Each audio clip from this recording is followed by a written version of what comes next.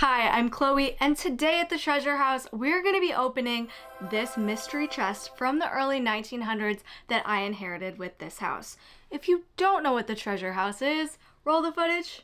I bought this house for $97,000 with everything from the previous owner in it. I'm calling it the Treasure House. So without further ado, let's get started.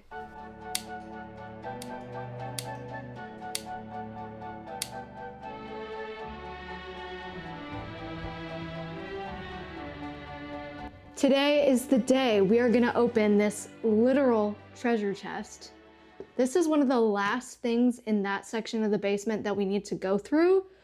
So let's get into it. So I pulled this trunk out from the depths of the basement, and as you can see, it has been waiting patiently for 2 years as I go through the basement, and now we're gonna see what's inside.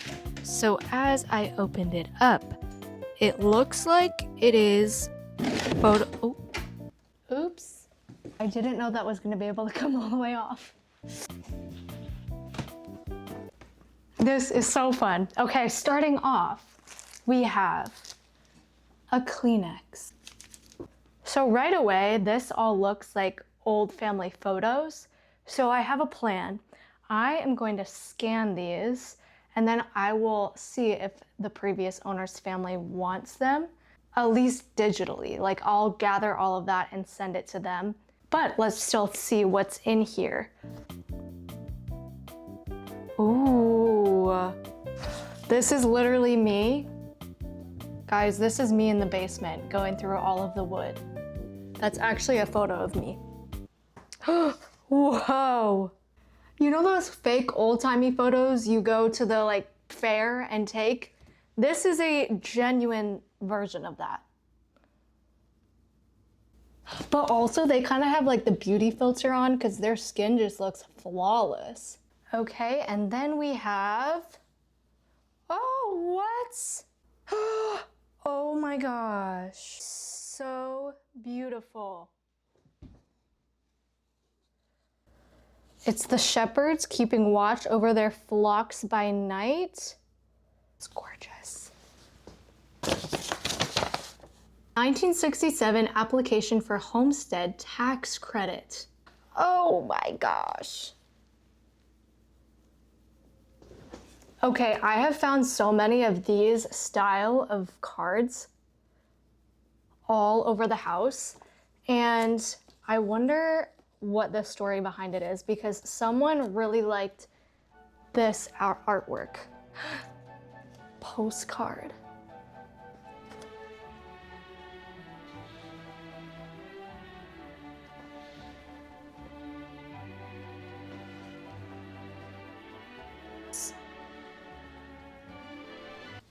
Newspaper clipping.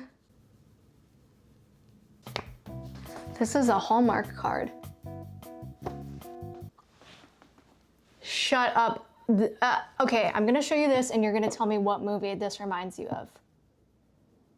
You have 3 seconds. 3, 2, 1. It reminds me of the beach scene from Little Women. Also, whenever I see these old pictures, I get home inspo. I liked their interior design. So now we're gonna get into some of the lore that I have gathered. So I did a video on where I found an 100-year-old diary. It was more like a yearbook, and in the yearbook, these names kept coming up. It was Rose's yearbook, but then people would make a mention to Violet, and I was like, oh, who's that? And then people would also mention Lily, and someone in the yearbook wrote these famous words: Lily, Rose, and Violet, my, what a lovely bouquet you are. And then it clicked. It clicked. They are triplets. Oh my goodness, you can see them right there. And that was a revelation. Also, just now in this moment, I am like, did they have JCPenney department stores? Because where are these people getting these pictures? This has to be 1905. And so, you know what? I'm gonna Google it. I'll be right back. These are just so funny to me. It almost looks like the 80s style of the floating head, kind of like the Awkward Family photos. But I looked it up, and apparently they did have, it wasn't necessarily a department store, but it would be like a traveling merchant would come and set up a photography stand, or they did have like photography studios. I don't know. So this would be a photography studio because they said if there was like furniture and a more sturdy set, then that meant it was a studio. Ah, the great institution of a photo studio. It's so fun. So cute. This reminds me of when we had kittens. There was 5 kittens in the litter. Meeps gave birth to 5. And I remember being like, this is so stressful.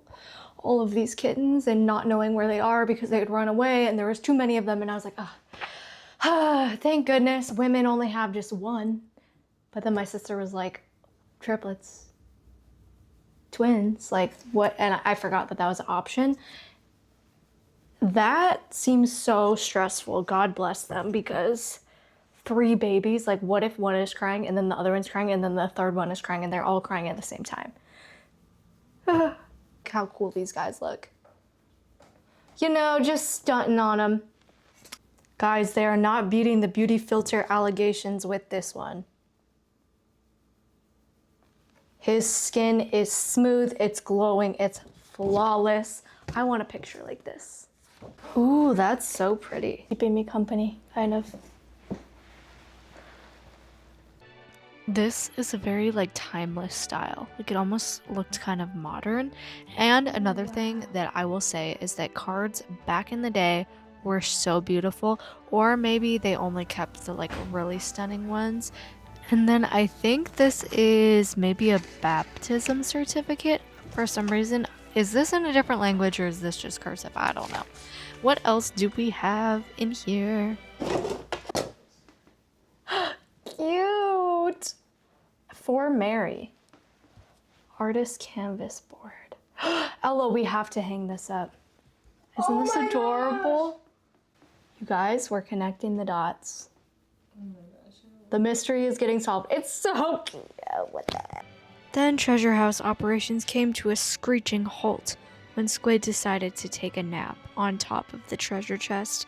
How will we ever get our work done? We all wondered. But alas, we persisted.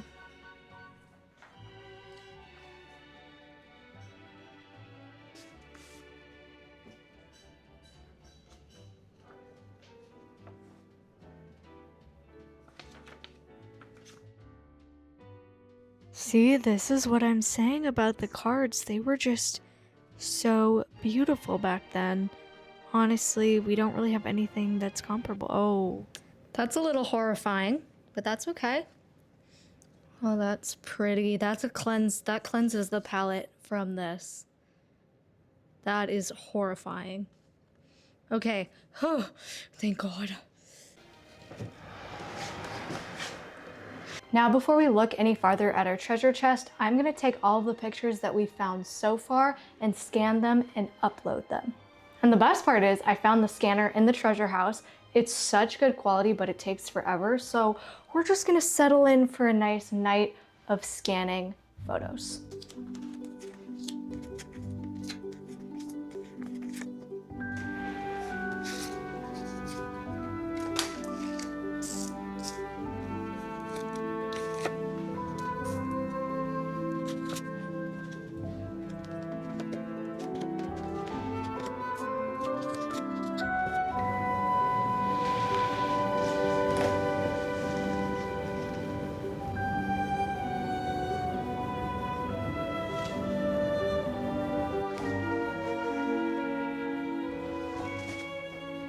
Now that I have all of these photos laid out, I'm gonna sort them and match them by kind, so then I can scan a bunch of them at a time. But first, look at this little tiny envelope I found. It's so cute. Let's look at it. let's read what it says. For your shower, just a little raindrop to add to your shower. Mother. I have been living at the treasure house for almost 2 years now, and something that really marked me early on was when I was reading about C.S. Lewis and his brother Warren, and they both had a very rocky relationship with their father. He was emotionally absent, but when their father passed away, it forced them to go back to their childhood home in Belfast. And Warren and C.S. Lewis inherited a trove of family materials that Warren referred to as the chest of family papers.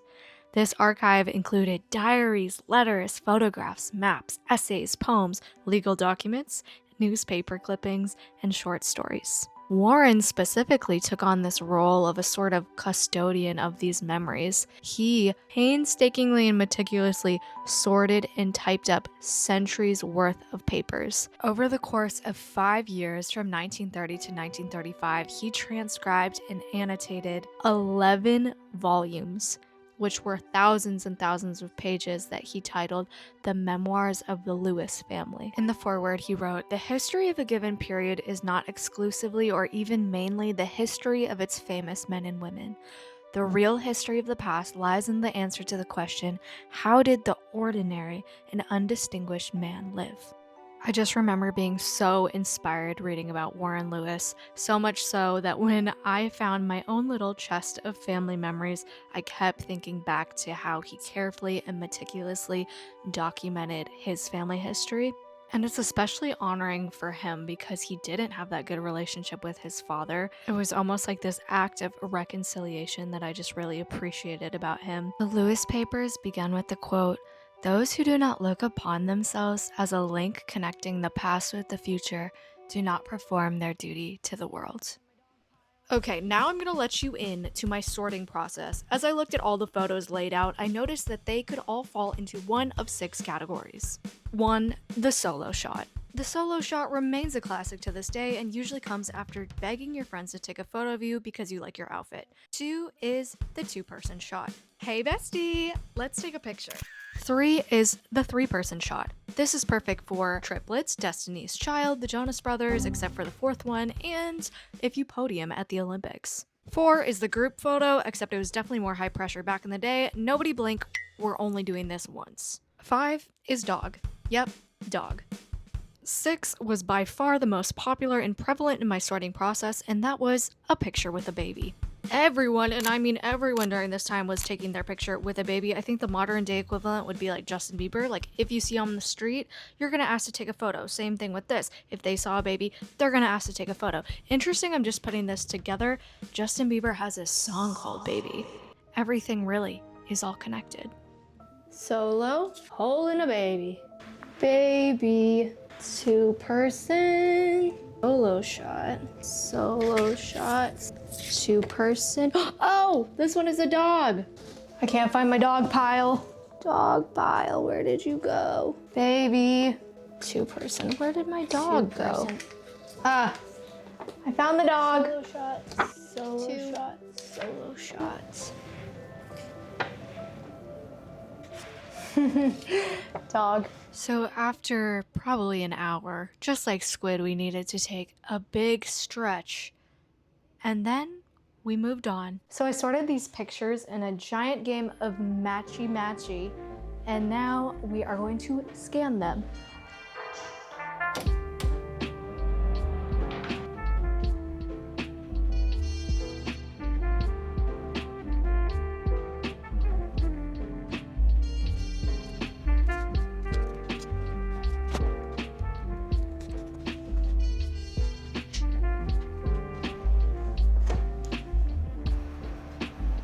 I feel like the vibe I've curated for this scanning session is, it's the 1950s. I'm a gritty, hard-nosed detective.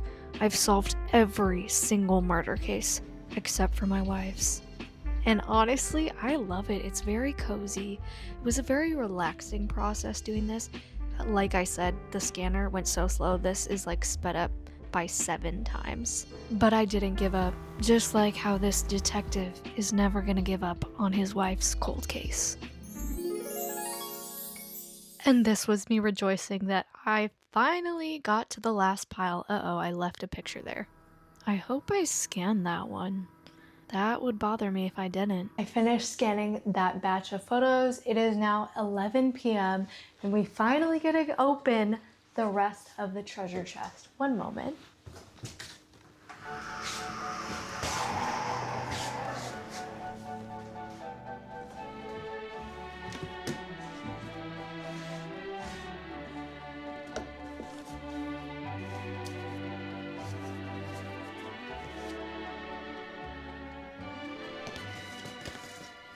Then I opened up this scrapbook and it looks like a lot of sympathy cards. And when I opened them up, they were for Violet's passing. It seemed like she passed in her 50s, and so these cards were all addressed to Lily and Rose. And I was just struck by how many, like, it is pages and pages and pages and pages of sympathy cards. Probably everyone they've ever known sent them a card. Even people were saying that they heard through the radio or they heard through the newspaper. I was actually just thinking about sympathy cards the other day and how you don't see them as much anymore, probably just with social media and the other ways we communicate. But in my mind, they were kind of cliche or trite. But think about how meaningful and important these were if they kept them for generations and generations.